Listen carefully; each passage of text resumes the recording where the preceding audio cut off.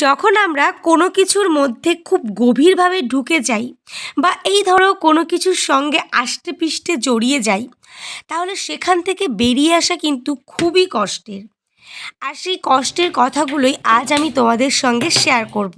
তো এই প্ল্যাটফর্ম থেকে পাওয়া কিছু কাছের বন্ধু যারা আমার খোঁজ নিয়ে জিজ্ঞাসা করেছে যে আমি কেন ভিডিও দিচ্ছি না, তো তাদেরকে আমি জানিয়েছি যে আমার শরীরটা ভীষণ খারাপ। তো লাস্ট 12 দিন হলো আমি কোনো রকম ব্লগ তোমাদের সঙ্গে শেয়ার করিনি, কারণ আমি কোনো ব্লগই শ্যুট করতে পারিনি, তাই তোমাদের সঙ্গে শেয়ারও করতে পারিনি।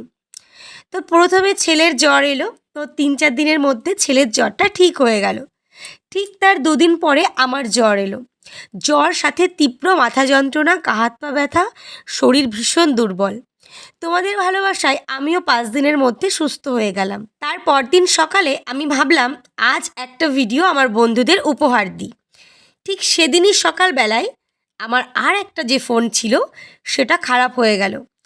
ফোনে একটু ফেটে গেছিলো গ্লাসটা, তো সেখানে ফুড কালার পরে 3 থেকে 4 ঘন্টার মধ্যে ফোনের মধ্যে পুরো রঙটা স্প্রে করে ফোনটা খারাপ হয়ে গেল। আমার এই ফোনটাও খুব একটা ভালো নয়, তো সে কারণে আমার দুটো ফোন হলেই কাজ করতে বেশ সুবিধা হচ্ছিল। তো তোমরা যারা আমার খুব কাছের বন্ধু, যারা ডেলি ভিডিও দেখো, তারা তো জানোই যে আমি দুটো ফোনেই কাজ করছিলাম। হঠাৎ করে একটা ফোন খারাপ হয়ে যাওয়াতে আমার মনের জোর অনেকটা কমে গেল। শারীরিকভাবে তো অসুস্থ ছিলামই, মানসিকভাবেও খুব ভেঙে পড়লাম। তো এবার আমি কি করে কাজ করব, কি করে ভিডিও করব, সেটা ভেবেই আরও শরীরটা খারাপ হতে লাগলো। আর তারই মধ্যে ঘটে গেল আরও একটা ঘটনা। ছেলের স্কুল থেকে ছেলের ম্যাম ডাকলো। ও এবারে ক্লাস টেস্টটা একদমই ভালো দেয়নি। বললো গতবারে তো ভালোই নাম্বার তুলেছিল, এবারে পরীক্ষাটা এত খারাপ হলো কেন? তো আমি ম্যামকে বুঝিয়ে বললাম আমরা মা ছেলে দুজনেই অসুস্থ ছিলাম, ঠিকঠাক পড়াতে পারিনি আর ও পড়তেও পারেনি। তো সেই একটা কারণ, ফোন খারাপ হয়ে যাওয়া, শারীরিক অসুস্থতা, ঘরের কোনো কাজ করতে পারছি না, সব মিলিয়ে মিশিয়ে না আমি ভীষণই খারাপ ছিলাম। যাকে বলে সময় খারাপ না, সেই সময়টাই আমার খারাপ যাচ্ছিল। তো সেটাও যে তোমাদের সঙ্গে শেয়ার করব, সেই মানসিক জোরটাও আমি পাচ্ছিলাম না।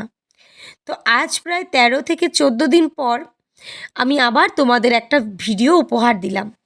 আশা করছি তোমাদের খুব ভালো লাগবে। আর তোমরা যেহেতু আমার পরিবার, আমার কাছের, তাই তোমাদের সঙ্গে আমার কষ্টের কথা আমি না শেয়ার করতে পারলে আমার ভালো লাগবে না। তাই তোমাদের কাছে কষ্টটা শেয়ার করলাম। আজ অনেক দিন পর ক্যামেরা অন করে ব্লগ শ্যুট করছি তোমাদের জন্য, তাই মনটা ভীষণ ভালো আছে। এই যে দেখতে পাচ্ছ সকাল সকাল বরমশাইয়ের জন্য চা করে নিয়েছি। এবারে ব্রেডগুলোকে সেঁকে নিয়ে আমি জ্যামের সঙ্গে লাগিয়ে দিচ্ছি। আর জ্যাম পাউরুটি তো আমার তোজোর ভীষণ প্রিয়, আর আমার বরমশাইয়েরও। আর সাথে কিছু ফ্রুটস কেটে নিয়েছি। আর মা আগের দিনে তালের বড়া পাঠিয়েছিল, সেটাও ব্রেকফাস্টে দিয়ে দেব।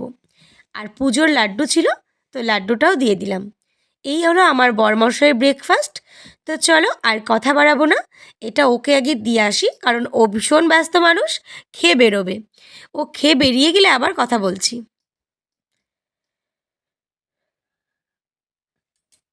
তো বরমশাই বেরিয়ে গেছে ওর ডিউটিতে। আর আমার না দেহে তো শরীরটা খারাপ ছিল, তো আমি ঠিকঠাক করে কাজ করতে পারিনি কতদিন। তো অনেকগুলো জামা কাপড় জমা হয়েছিল, তো টুকটাক যেগুলো এমার্জেন্সি বরমশাই ধুয়ে দিয়েছিল, আর বাকিগুলো জমে গেছে। তো সেগুলোই সকাল সকাল আমি ধুয়ে নিচ্ছি, কারণ এখন বর্ষাকাল, এই রোদ তো এই বৃষ্টি। তো সেই কারণে ভাবলাম সকাল সকাল রোদ আছে যখন, ব্রেকফাস্ট পরে করব, আগে জামা কাপড়গুলো কেচে নিই। আর সকাল সকাল আজ তোজবাবু স্কুল যায়নি, তো ঘরেই আছে, কিন্তু ঘুমাচ্ছে। ও ঘুম থেকে উঠলে ওকে ব্রাশ করাবো, তার আগেই দেখো সমস্ত জামা কাপড় আমি একদম কেচে ধুয়ে পরিষ্কার করে নিয়েছি। এবারে ফটাফট ছাদে গিয়ে মেলে দেব। জানো তো শরীরটা এখনও এতটাই দুর্বল যে এত ভারী বালতি আমি নিয়েই যেতে পারিনি। সেই মানে 5 মিনিটের জায়গায় আমাকে 15 মিনিটে নিয়ে যেতে হয়েছে। তো কি করব বলো, একার সংসার এভাবেই করতে হবে, কেউ নেই বন্ধুরা এসে যে আমাকে একটু হেল্প করবে। আর এই হচ্ছে আমার মহারাজার ব্রেকফাস্ট। দুটো তালের বড়া, একটা তালের মালপোয়া, আর একটা ওরিও বিস্কুট, একটা বারবন বিস্কুট, আর কিছু গাঠিয়া, আর একটা চাকা ভাজা। তো সকালবেলায় বাবু এত কিছু ব্রেকফাস্ট করবে, কে বলো তো? আমার তোজো সোনা। তো ও লিখছে আর বলছে মা আমার ব্রেকফাস্টে একটু সাজিয়ে গুছিয়ে নিয়ে আসো। আর ওর বাবা সবগুলো ফ্রুটস খেয়ে পারেনি, তো বললো আমি আগে এগুলো খাবো, পরে ফল খাবো। দেখেছো মুখের হাসিটা? এইসব ব্রেকফাস্ট পেলে মুখের হাসি আর ধরে না। দাও না ভাত, দাও দুধ, হরলিক্স, কিছুই খাবে না। তো এগুলো এখনও করে নেবে। আর বললাম যে আগে খেয়ে নাও তারপরই করো, বলছে না আমি খাবো আর লিখবো। বিদ্যাসাগর ছেলে আমার, কিচ্ছু বলার নেই। তো যা পারে তাই করুক। চলো আমি ঘরে যাই, কারণ আমার অনেক কাজ পড়ে আছে। তার মধ্যে বললো জলটাও পাশে রেখে যাও মা। তো আমিও জলটা ভরে রেখেছিলাম, তো ভাবলাম জলটাও দিয়ে যাই একেবারে, নয়তো একটু পরেই জল জল করে চিল্লাবে। তো চলো ও পড়াশোনা করুক, আমি রান্নাঘরে যাই। আজ রান্না হবে রুই পাতুরি। তো তার জন্য তোমাদের দাদাভাই রুই মাছ নিয়ে এসছে। আর দেখলেই তো ভিডিও শুরুতেই মাছগুলোকে ধুয়ে জল ঝরাতে দিয়েছি। আর পাতুরির জন্য আমি কাঁচা লঙ্কা বাটা, সর্ষে বাটা, পোস্ত বাটা, টক দই, লবণ, হলুদ, সর্ষের তেল, কাঁচা লঙ্কা সমস্ত উপকরণ নিয়ে নিয়েছি। আর এই যে কড়াইয়ের মধ্যে এখানে হচ্ছে মাছ ভাজা, মাছের মাথা ভাজা। এটা দিয়ে আজকে আমি করব মুগের ডাল। আমার হাজব্যান্ড এবং তোজো দুজনেই ডাল খেতে ভীষণ পছন্দ করে, সে টক ডাল হোক বা ভেজ ডাল বা মাছের মাথা দিয়ে যাই বলো না কেন। আর এদিকে দেখো সমস্ত ইনগ্রেডিয়েন্টস দিয়ে আমি মাছগুলোকে খুব ভালো করে মাখিয়ে নিয়েছি।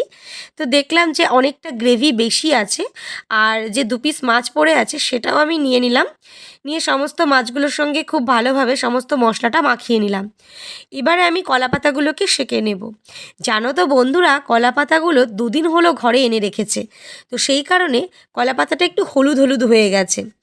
তো তবুও কিন্তু পাতুরির কাজটা বেশ চলে যাবে, তো সে কারণে কোনো অসুবিধা হয়নি। তো কলা পাতাগুলো আমি সেঁকে নিলাম। এইবারে আমি বানিয়ে নেব পাতুরি। এর আগেও তোমাদের অনেকবার আমি শেয়ার করেছি, তবুও যারা আমার ভিডিওটা আজকে প্রথম দেখছো তাদের জন্য আমি আরও একবার শেয়ার করছি। তো প্রথমে কলা পাতাটাকে পাতিয়ে তার ভেতরে মাছটা দিয়ে আর সঙ্গে একটু গ্রেভি দিয়ে কলা পাতাটাকে ঠিক এইভাবে মুড়িয়ে, যে জামাকাপড় সেলাই করার সুতো ঘরে থাকে সেই সুতো দিয়েই কিন্তু আমি পাতুরিটাকে বেঁধে নিচ্ছি। এভাবে আমি আরও একটা বানিয়ে তোমাদের দেখাবো। আর জানো তো বন্ধুরা, এই যে ঘরে যদি অন্য রকম সুতো থাকে সেটা দিয়েও তোমরা করতে পারো, বা উল আছে যে উল দিয়েও বাঁধতে পারো। আমার ঘরে কোনো রকম সুতো ছিল না, এই সুতোই ছিল, তাই আমি এটা দিয়েই বেঁধে ফেললাম।